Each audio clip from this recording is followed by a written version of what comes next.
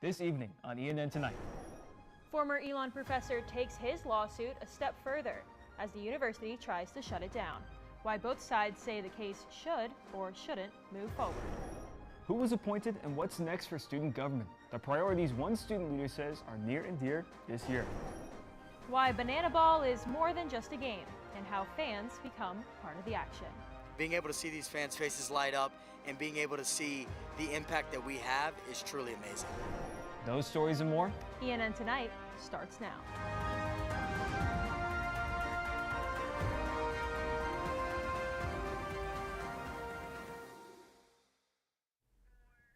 Good evening and thank you for joining us for ENN Tonight. I'm Charlotte Fabi. And I'm Kathan Gandhi. Let's dive right into this week's top stories.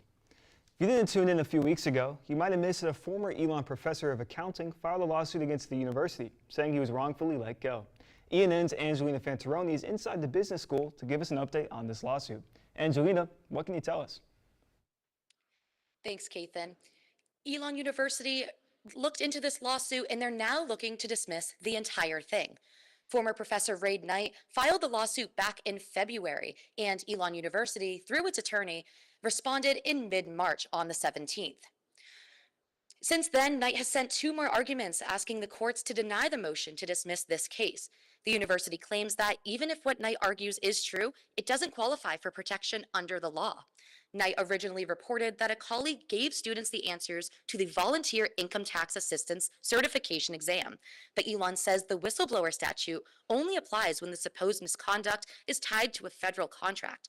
The university says Knight's complaint does not make that connection. Part of Knight's responses to this dismissal claims the university's argument lawfully failed and asks for more evidence. There is a lot more to unpack with this case, and if you're interested in learning more, it's all on elonnewsnetwork.com. But for now, that's all I have for you. Back to you guys in the studio. Thanks, Angelina. We'll be on the lookout for more updates. As Healthy U is building its way up, Elon announced that the new Health and Wellness Center will be named after Elon trustee Bill Slattery and his wife Trish Slattery. It'll be named the Slattery Center and will be located in the Innovation Quad. The Slatterys have two children, one who graduated from Elon in 2024 and the other who is a current Elon sophomore. On top of their donation, the Slatterys also donated to create 14 new scholarships to the Odyssey program. And Elon's Odyssey Scholars program has a new director. This will be the third time that someone is taking on this position within the last academic year. Odyssey Scholars is a program that offers scholarships and expanded opportunities to high-achieving students with financial need. Professor of Psychology Dr. Matt Gendel is taking over after the last director left Elon to pursue her PhD. In an email to Odyssey Scholars, Assistant Director of the program Jennifer Rogers highlighted Gendel's qualifications, saying that his work has focused on expanding access to high-impact learning experiences, including global study and community-based learning, in ways that align closely with the mission and values of the Odyssey program. If you were near Arts West yesterday, two cars collided on West Haggard Avenue across the street at around 1 p.m. One of the drivers, an Elon sophomore, says the crash happened as they were driving across West Haggard Avenue and Manning Avenue heading to a sorority event. This student told ENN she did not want her name disclosed. She says that she stopped at the stop sign and didn't see another vehicle coming, but then another car hit her from the side, causing major damages to both vehicles. They were both towed from the scene. One Elon student was taken to the hospital, but didn't report any major injuries. Elon residents, watch out. You might see a 5-cent increase on your property taxes. Town officials say while revenue in the town has slowed, cost for employees has increased over the last 9 years. The proposed 5-cent increase would go towards basic operations, including public safety, infrastructure, and town services. The proposal is still under review and will be voted on in early June. If approved, the new tax rate would take effect in the new fiscal year on July 1st. Student Government Association held their first business meeting of the 2026-27 term. And at the meeting, the rest of the Executive Council was appointed and newly elected senators were sworn in. Elon Jr. Tyler Mastrangelo was appointed as Vice President of Communications, and Case Becker, who's also a junior, was appointed Vice President of Finance. These positions aren't elected by the student body. They're chosen through an application and interview with the Executive Board. Ellie Algonek was elected Speaker of the Senate. Algonek says her goal is to collaborate with more senators. I also want to work on expanding mentorship within SGA. That's something that has become really important and near and dear to my heart. And as well as really understanding that senators in SGA, as well as the wider student body, understands what the student government does. And on top of that, SGA's new executive president, Michael Swartz, was officially sworn in at the meeting, too. Swartz took to social media during his campaign to show students how his term will focus on connecting, awareness, and experience. Now, after being elected, Swartz says he wants to use SGA's social media to highlight employees around campus, senators, and to continue spreading campus resources. Highlighting other senators in the room, having them be on video too, to put a face to a name, a face to this entity of SGA could be really important. And you walk around, you might not even know your friends are in student government, as well as highlighting events and resources, but also those organizations and things coming up that aren't talked about as much, whether that's Swartz says he wants SGA to be as transparent as possible for students, and social media is the way to do so.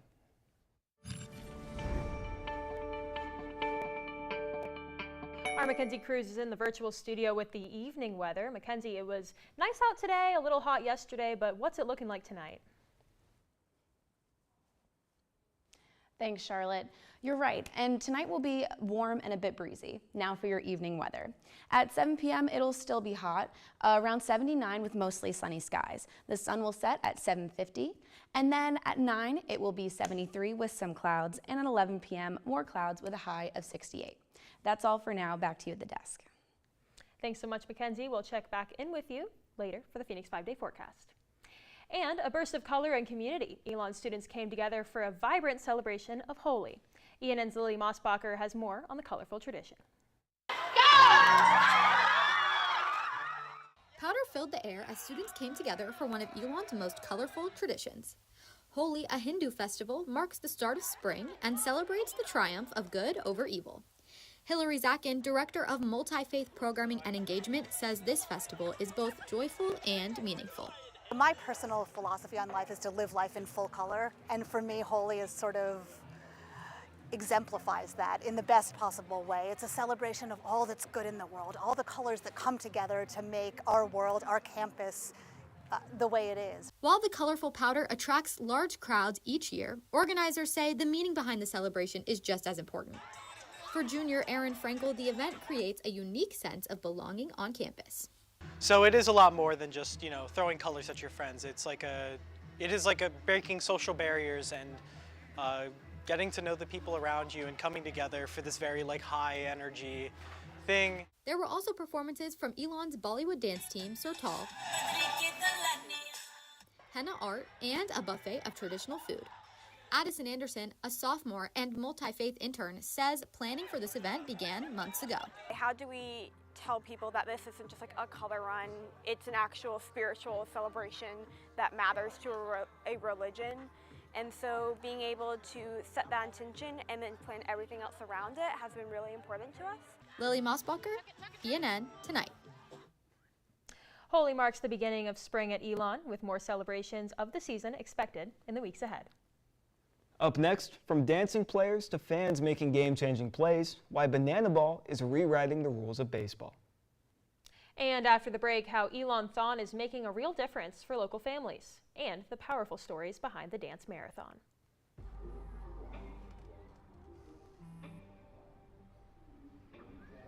I don't know why you're so sad. You've got a roof over your head. You gotta stop with that depression stuff.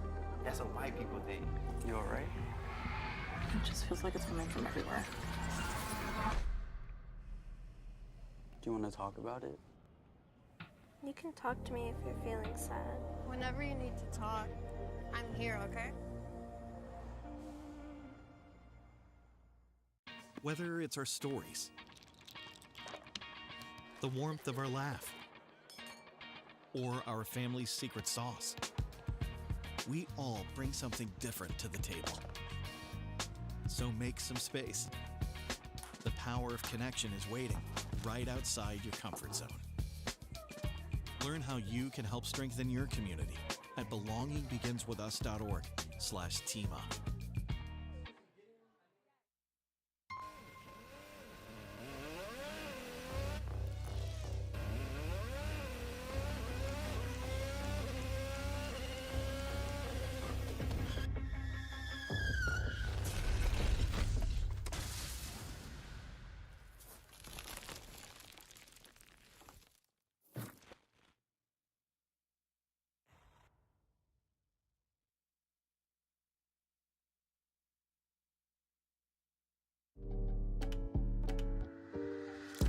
there's only one thing that will save somebody's life, and that is naloxone nasal spray. Get 911 on the phone, get the emergency responses there on their way.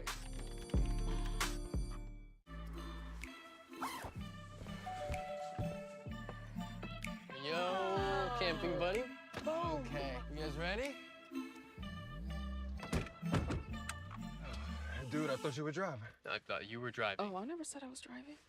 I definitely can't drive. Okay.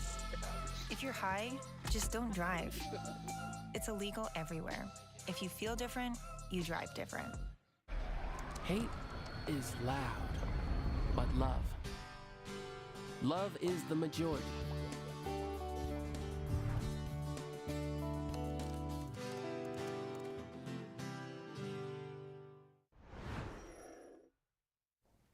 The Elon dance team has made program history for the second year in a row at the College Dance National Championship. At last year's Nationals, they placed second, their highest placement in program history.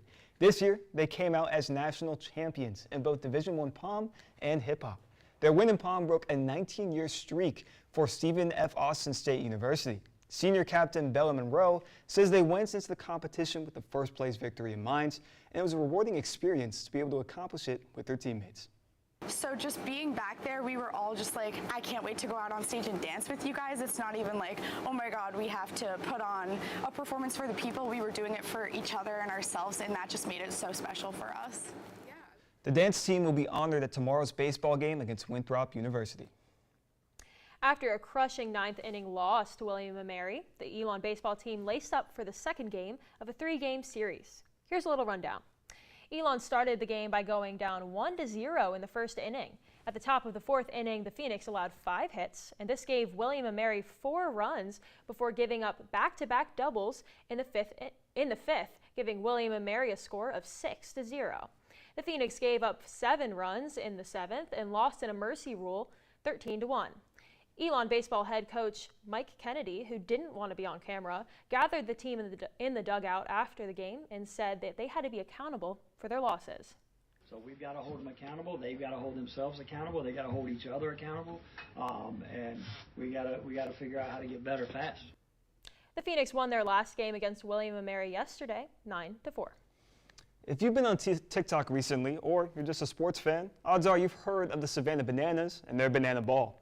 This yellow bunch of entertainers / baseball players have gone viral for their entertaining game of baseball. The Bananas came to UNC Chapel Hill over the weekend, and our own Sam Weiss peeled over to give us the split on this appealing bunch. On the surface, banana ball may seem like a normal baseball game, but as Coach Brian Stober put it, in banana ball there is one key difference. Our whole mission here is fans first. From a rope drop ceremony to let people in to interactive pieces during the game, banana ball is completely fan-focused. Because everything is so different, and I think everybody feels included when they come to these games. The crowd engagement, like them catching the ball, being involved with the game, all those things. You can catch a foul ball for now, which is extremely different. And fans catching foul balls is only the tip of the iceberg. During the game, players and certain staff will go into the crowd, making the experience even more immersive. There's a lot of entertainment, there's a lot of fan engagement. Lots of entertainment and dancing and singing and just getting the crowd involved. Being able to see these fans' faces light up and being able to see the impact that we have is truly amazing. In Banana Ball, we try to make a never forget moment for every single person in this stadium. Intentional so the fans can be as much involved with the game as we are. And the fan engagement doesn't just help those watching the game. It also affects those on the field. We're dancing, we're singing, we're making music videos, we're having a whole lot of fun. When you're having fun, you just play better, you win more. For players and coaches like Stober, playing in North Carolina meant a little bit more. To be back home, be in front of friends, family, and just back in North Carolina, it's amazing. Sam Weiss, ENN Tonight. The Bananas lost their first game of the weekend, but closed out the last 9 innings, splitting the series 1 game apiece with the Texas Tailgaters. 6 hours on their feet for a cause. Elon University students came together in Alumni Gym for the annual Elon-thon Dance Marathon. ENN's Emma Luckman shows us how the community rallied to support local families in their toughest moments. Alumni Gym was filled with the sound of people rallying for the Children's Miracle Network. Our families come to the event, and all the participants get to meet them and hear their stories, and raise money, and then directly see the impact they're making. So I think people wanted something to connect to their broader community, and this is a great way to not only connect, but meet the people who you're actually impacting. For 16-year-old Duke Ambassador Victoria Calderon, the cause is deeply personal.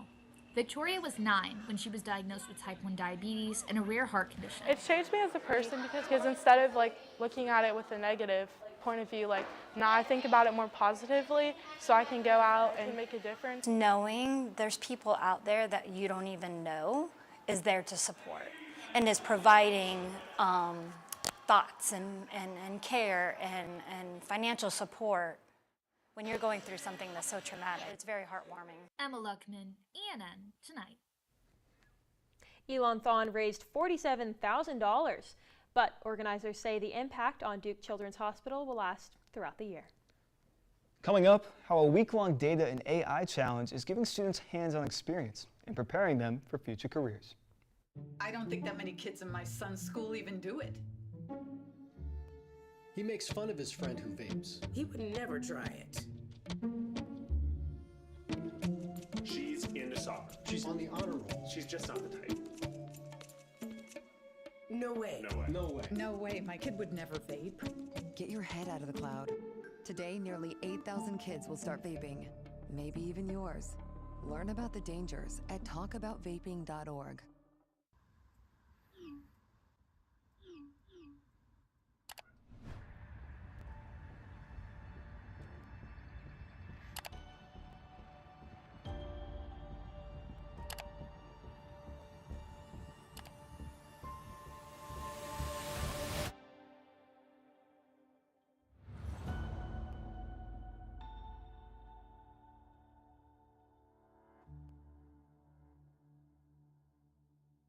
Even more than I wanted a gold medal, I wanted a heart of gold, like the mentors who were my balance beams refusing to let me down, and the coaches who spoke out to anything out of bounds, heroes who never stood on podiums, but stood up for me.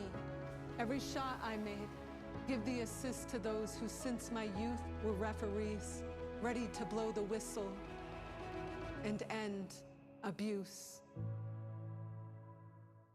I rescued Toast from a shelter in 2011. I love Toast because she's a lazy diva. Toast does whatever she wants, obviously.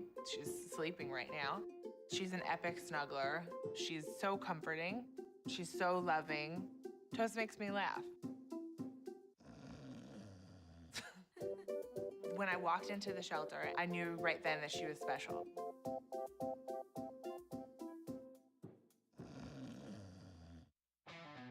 Kudos, Carl.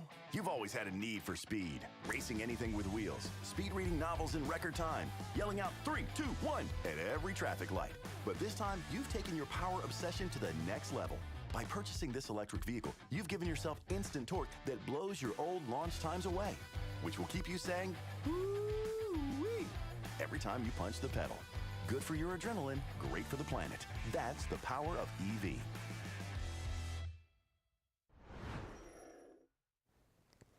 Students put their data skills to the test at DataFest. Data Nexus hosted its annual event, a 5-day-long workshop, competition, and creative challenge occasion, all centered around data and AI. ENN's Mia Torres has more on how the event is preparing students for the future. DataFest, a weekend-long event, held many workshops and a unique competition.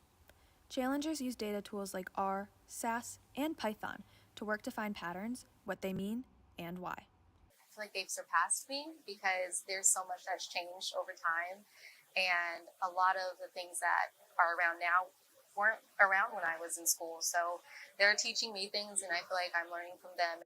DataFest was also a huge networking opportunity, and for returning students, the event built on lessons from previous years. One thing to focus on, if that doesn't work, try another variable. But instead of taking it all from the big picture, I think taking it piece by piece really helped us out. As DataFest continues to grow, students say the experience is not only building their skills, but also preparing them for careers in a data-driven world. Mia Torres, ENN Tonight. DataFest ended today with more informational workshops and competition judging. New York Times columnist Frank Bruni talked to the Elon community, and our Miles Hayford sat down with him to talk about his bestseller, The Age of Grievance. Let's take a look. Welcome. Thank you for taking the time to sit down with me today.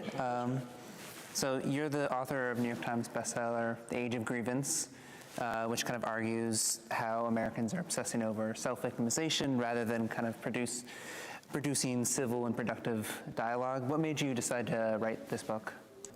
I mean, everything that I saw and that I heard around me, you know. You kind of didn't have to look hard or far in American life to see that we were at one another's throats. It felt, the whole climate of the country, the tenor of our interactions felt to me very different from 2 decades prior or from 4 decades prior. And I was just really curious to spend some time thinking about how we got to that point. And if you're interested in checking out the full interview, you can go to Elon News Network on YouTube. And joining us again at the business school is Angelina Fantaroni with a different story. It might be a little sticky. Angelina, what's going on over there now? So I apologize for the technical difficulties. She'll be right back after the break. And also coming up after the break, a new downtown Graham business is giving people a chance to try their hand at something a little different and a lot more adventurous. Are you ready for some record-breaking heat this week? I'll have your Phoenix 5-day forecast after the break. Hear that? That's the sound of your life. Perfectly imperfect. But every time you drive after drinking, the music gets drowned out. Your life sounds pretty great. Don't let a buzz ruin it. Buzzed driving is drunk driving. Don't drive buzzed. In 4 days. There was an old woman who lived in a shoe. She had so many children. She didn't know what to do.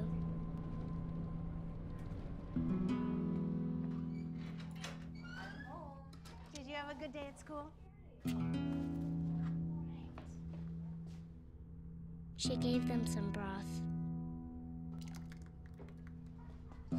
without any bread. There you go.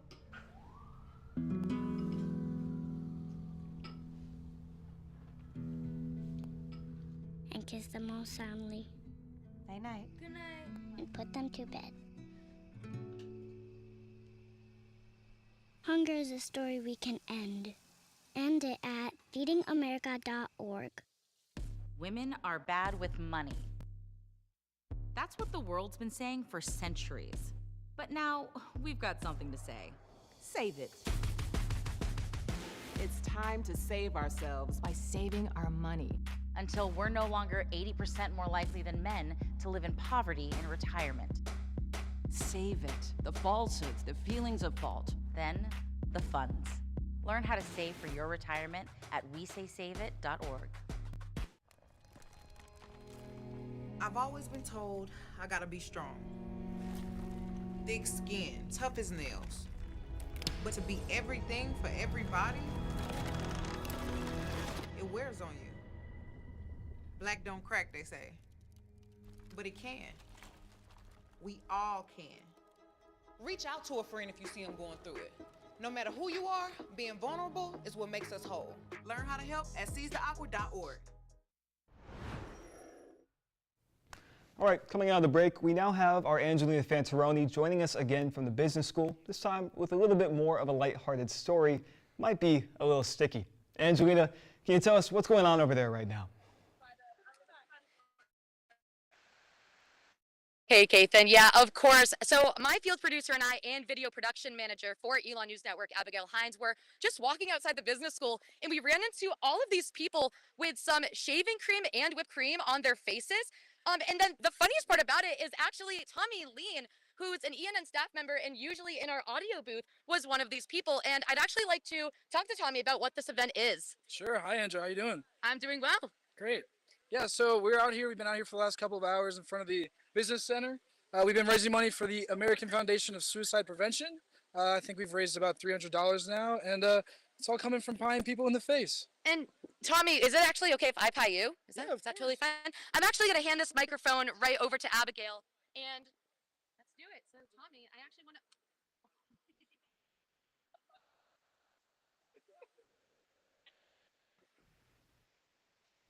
All right, thank you, Angela. We apologize for the fuzziness, but I'm sure everybody at home could still see what just went down. It's pretty crazy. Yeah, I wish you could have saw my face right there. Like, that was unexpected. A small business in downtown Graham is bringing a unique form of entertainment to the community, one that combines skill, focus, and a little bit of adventure. What was once a backyard pastime has now become a sport bringing people together. Craft axe throwing is in downtown Graham. It has a bar, pool table, and targets to throw at with both axes and throwing stars. Craft axe throwing owner Mike Foster says the idea behind the business is to give people a fun and safe way to try something new. So from September till November, after work each day, I would come down here and work along with a lot of good help. Friends, family would help me out, building the lanes, the targets, and stuff like that. Foster opened Craft Axe Throwing 4 months ago after over a year of renovations. Now, it was a couple days here on campus. Mackenzie, is this what we should be expecting for the rest of the week? Thanks, Kathan. You would be right. As of today, 3 days this week are expected to break previous records for the highest temperature in our area. Now for your Phoenix 5-day forecast. Tonight will be breezy and pretty warm with a low of 57. Tomorrow will be mostly sunny with a high of 90, breaking the record of 87 from 2006. Wednesday will be 93 with partly cloudy skies, breaking the 2006 record of 91. Thursday will match the record high from 2002 of 90 with mostly sunny skies. Friday will be mostly sunny with a high of 88 and thankfully a breeze. And finally, Saturday will be 90 with some clouds. Not only will this week be really hot, but the UV will be 8 or higher most days. Please remember sunscreen, wear a hat, and stay hydrated if you'll be spending a lot of time outside. And don't forget that we are in peak tree pollen season. So if you suffer from allergies, take your medications. That's all. Back to you guys at the desk. Thanks, Mackenzie. We will definitely remember our sunscreen for the rest of this week. And if you want the latest updates from Elon News Network delivered straight to your inbox, look no further. Scan the QR code on the screen to join our weekly newsletter. This email will have stories from throughout the week, and the newsletter comes out on Fridays and throughout the weekend. Well, that's all the news we have for you this evening. Thank you so much for joining us. Head over to our website, elonnewsnetwork.com, for stories, sports, and more. And make sure to follow us on social media at Elon News Network. And tonight we're going to leave you with some extra video from Elon's Holy Celebration. Have a great night, Elon. I thought it'd be a fun one day through here as we welcome spring. As the day came for the Elon celebration, it became very clear that it was Good and Western dance fusion, not only to we invite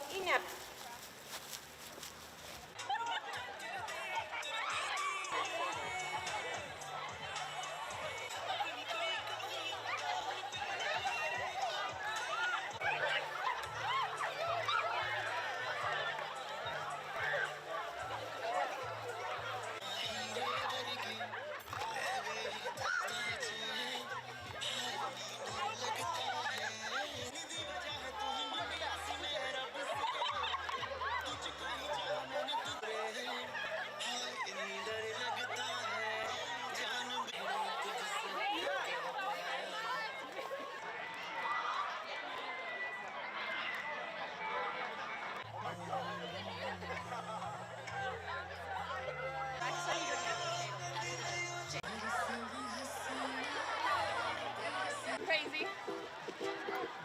All right. Yeah, you got it.